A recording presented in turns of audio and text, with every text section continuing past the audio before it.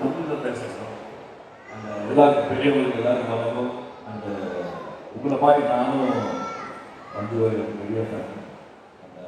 இதெல்லாம் பார்த்தது ரொம்ப சந்தோஷம். ஃபர்ஸ்ட் எனக்கு இந்த மாதிரி ஒரு ஊர் இருக்கிறதே தெரியாது. பார்த்தா பத்திரத்தட்டு 2-3 வாட்டி ஜோவி சார் சொல்லியிருக்கிறாரு. அப்புறமா எனக்கு தெரியல அப்படியெல்லாம். பட் வரும்போது ரொம்ப நேற்று கொச்சின்ல வந்து நேற்று வந்து ரொம்ப டிராஃபிக்காக இருக்கு, ரொம்ப டயர்டாக இருந்துச்சு. பட் ஊர் பார்த்தாலும் ஊர் பியூட்டிஃபுல்லான ஊர். அதே மாதிரி இந்த மாதிரி ஒரு ஃபங்க்ஷன் எனக்கு ரொம்ப புதுசு. இந்த மாதிரி ஒரு ஃபங்க்ஷன் உங்களெல்லாம் பார்க்கறதுல எனக்கு ரொம்ப சந்தோஷம். இவ்வளோ happy faces love you all. ரொம்ப சந்தோஷமா இருக்கு. அதே மாதிரி ஜோபி அவர் நல்லா இல்லை. I came here for Joby only because nice person. Every time is proving. Today also இந்த மாதிரி ஒரு சொன்னார், பெரிய விஷயம். இந்த மாதிரி இவ்வளோ பேருக்கு நல்லா இது பண்றாரு. So sweet of it. நான் இந்த ஃபங்க்ஷன் ஏதோ ஒரு வீட்டு பின்னாடி இருக்கும், ஏதோ சின்ன ஃபங்க்ஷன் இருக்கும்னு நினைச்சேன். பார்த்தா இவ்வளோ பெரிய ஃபங்க்ஷன் எனக்கு இப்போதான் வந்து தெரியும். So happy to see you all. Globally, my best wishes and congratulations. Such a nice gesture. Thank you. Thank you all. Love you all. Thank you. Thank you, sir. Thank you. പൊതുവെ അദ്ദേഹം ഇരിക്കുന്നതിന് മുമ്പ് ആ സ്നേഹം എല്ലാവരും ഒരു കൈയോടെ കാണിച്ച് Prabhudeva sir പോയി.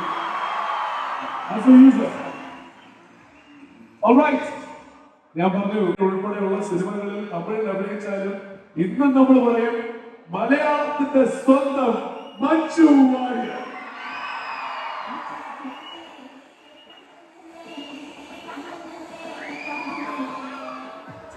എല്ലാവർക്കും നമസ്കാരം. സ്നേഹം നിറഞ്ഞ നമസ്കാരം. ഇവിടെ വരാനും ഈ സ്നേഹമൊക്കെ ഇങ്ങനെ നേരിട്ട് അനുഭവിച്ചറിയാൻ സാധിക്കുന്നവർക്ക് എനിക്ക് ഭയങ്കരമായിട്ട് ശക്തിയും എനർജിയും ഒക്കെ തരുന്നതാണ്. അപ്പോൾ നിങ്ങളുടെ കയ്യടിയും പ്രാർത്ഥനയും പ്രോത്സാഹനവും ഒക്കെയാണ് എന്നെ പോലെയുള്ള ആളുകളെ മുന്നോട്ട് കൊണ്ടുപോകാനാണ് ഏറ്റവും വലിയ ശക്തി തരുന്നത്.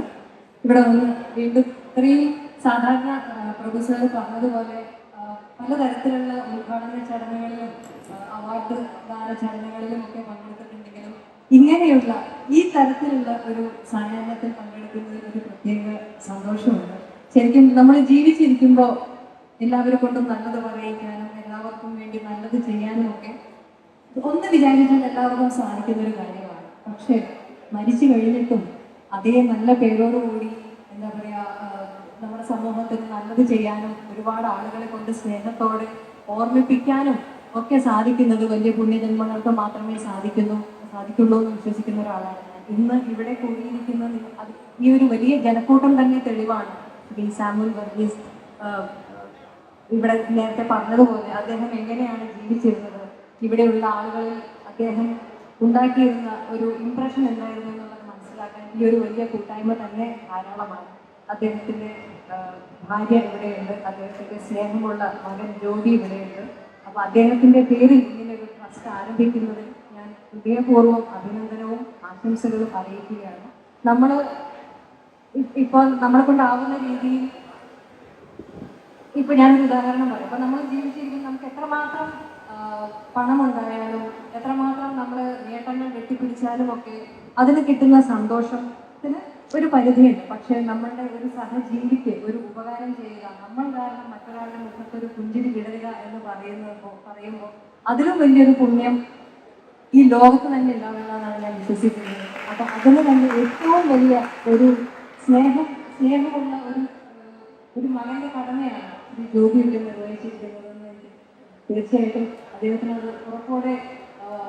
ഉറപ്പോടെ അത് വിശ്വസിക്കുകയും ചെയ്യാം. ഇനി ഈ ഒരു പ്രവർത്തനങ്ങളും ഒക്കെ ഒരുപാട് വർഷങ്ങളാണ് ഒരുപാട് പേർക്ക് നന്മ ചെയ്തുകൊണ്ട് ഒരുപാട് കുടുംബങ്ങളിൽ വലിയ ആശ്വാസം പകർന്നുകൊണ്ട് ഈ ഒരു ഗ്ലോബൽ ഫൗണ്ടേഷൻ വലിയ രീതിയിൽ ഉയർന്നു വരട്ടെ എന്ന് വളരെ ആത്മാർത്ഥമായി ഞാൻ പ്രാർത്ഥിക്കുകയാണ്. പ്രത്യേകിച്ച് കുഞ്ഞുങ്ങളുടെ ഒരുപാട് വിദ്യാഭ്യാസ ചെലവുകളും ഒരുപാട് കാര്യങ്ങൾ കുഞ്ഞുങ്ങൾ ഏറ്റെടുക്കുന്നുണ്ടെന്ന് ഞാൻ പറഞ്ഞു. ഒരുപാട് സ്വപ്നത്തോടെ ജീവിച്ചു തുടങ്ങുന്ന കുഞ്ഞുങ്ങളുണ്ട്. അവർക്ക് വേണ്ടി ഒന്നും ചെയ്യാൻ സാധിക്കാതെ കഷ്ടപ്പെടുന്ന സങ്കടപ്പെടുന്ന അച്ഛനമ്മമാരുണ്ട്. അപ്പോൾ അവരുടെയൊക്കെ സങ്കടത്തിന് വലിയ ഒരു ആശ്വാസമായിരിക്കും ഗ്ലോബൽ ഫൗണ്ടേഷൻ്റെ ഈ പ്രവർത്തനം.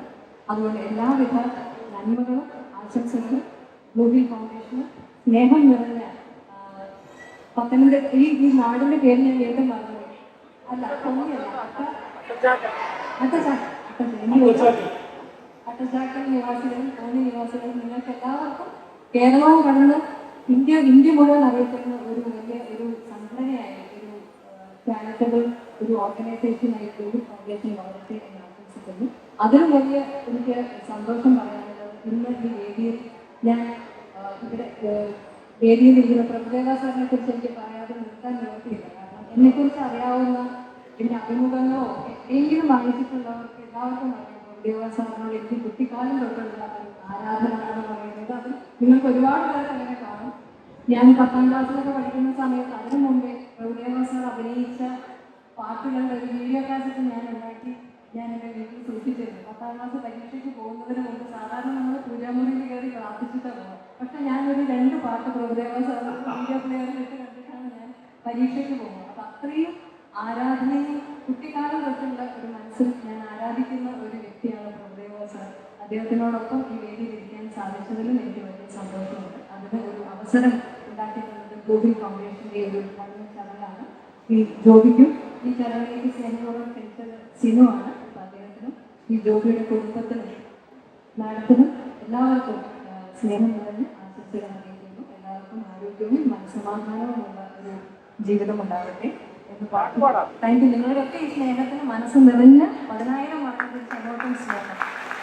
Thank you. താങ്ക് യു ചേച്ചി, താങ്ക്സ് അ ലോട്ട്.